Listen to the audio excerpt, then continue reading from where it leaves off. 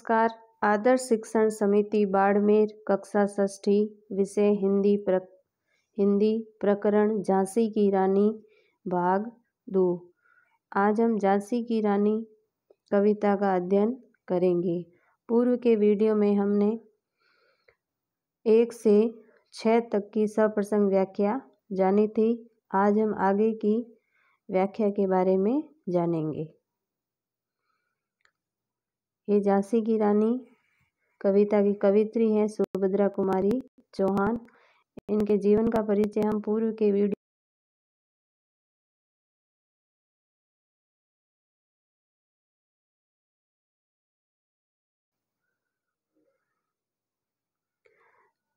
झांसी की रानी कविता से हमें क्या प्रेरणा मिलती है, यानी हमें क्या शिक्षा मिलती है, इसके बारे में हम जानेंगे। झांसी की रानी कविता से हमें प्रेरणा मिलती है कि हम अपनी मातृभूमि की आज़ादी की रक्षा अपने प्राणों की बलि चढ़ाकर भी करें, अन्याय के आगे न झुकें। साथ ही हमारे अंदर राष्ट्र प्रेम और राष्ट्रीयता की भावना पुष्ट होती है।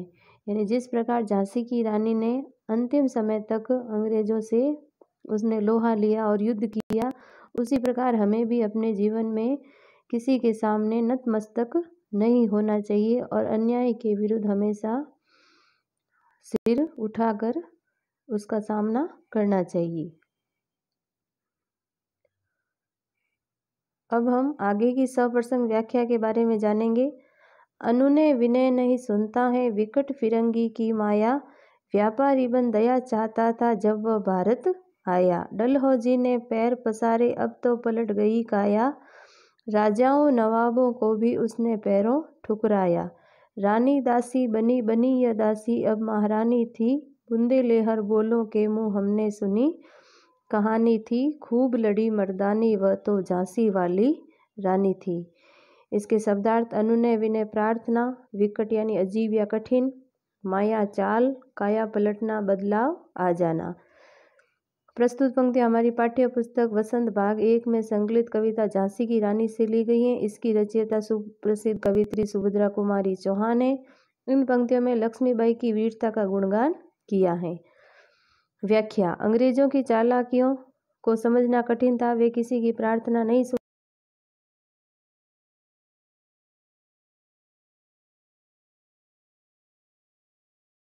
आरंभ कर दिया। उनका स्वरूप बदल गया था। राजाओं और नवाबों को भी वह अपने पैर की धूल समझने लगे थे। नवाबों और राजाओं की रानियां दासी बन गई थी।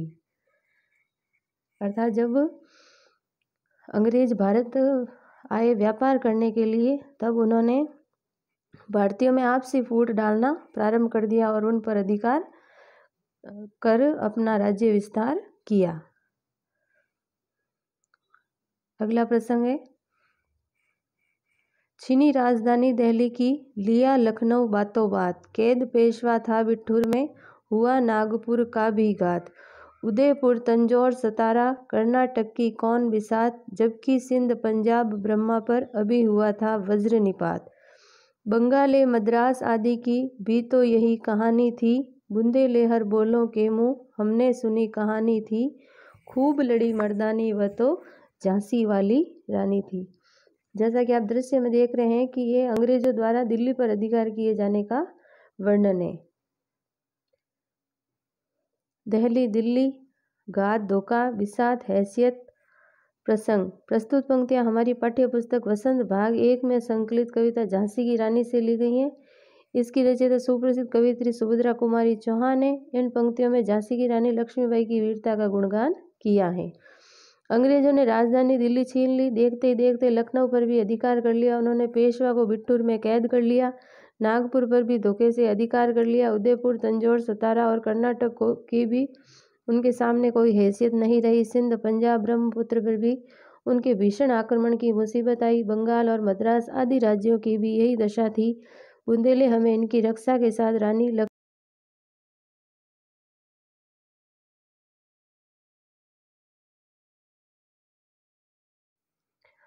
रानी रोई रनिवासों में, बेगम गम से थी बेजार, उनके गहने कपड़े बिकते थे कलकत्ते के बाजार। सरेआम नीलाम छापते थे अंग्रेजों के अखबार, नागपुर के जेवर ले लो लखनऊ के लो नौलख हार। यों पर्दे की इज्जत परदेसी के हाथ बिकानी थी। बुंदेले हर बोलों के मुँह हमने सुनी कहानी थी।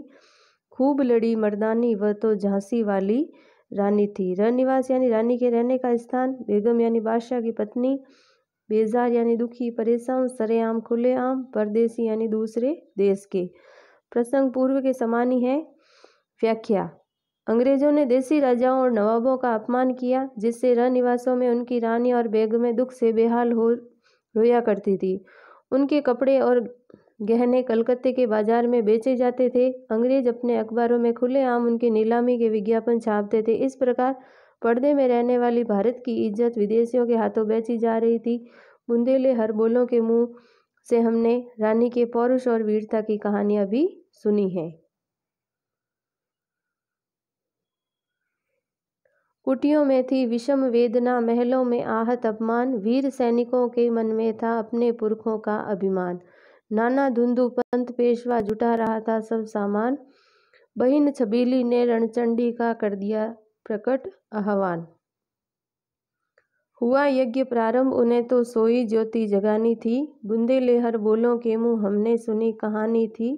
खूब लड़ी मर्दानी वह तो झांसी वाली रानी थी। कुटिया यानी झोंपड़ियाँ। विषम वेदना गहरा दुख। आहत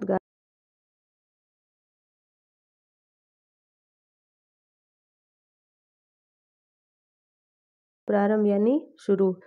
ये जो आप दृश्य में देख रहे हैं ये नाना धुंधुपंत पेशवा, जिन्होंने 1857 की क्रांति में महत्वपूर्ण भूमिका निभाई थी।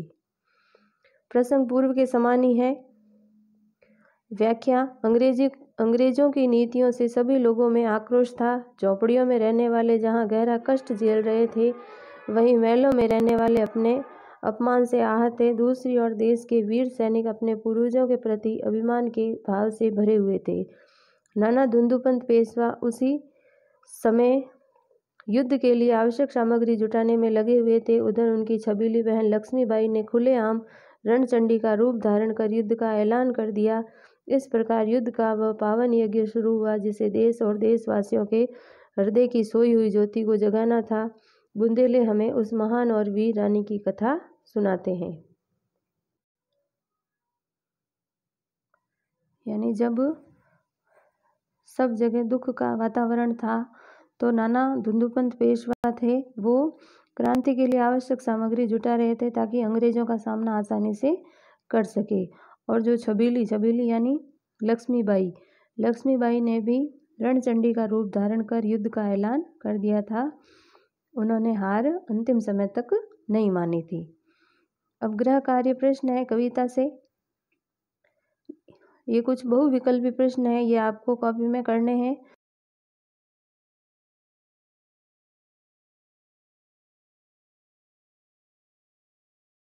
जवानी याद थी। रानी लक्ष्मीबाई के पति का क्या नाम था? इनमें से कौन लक्ष्मीबाई की सहेली थी?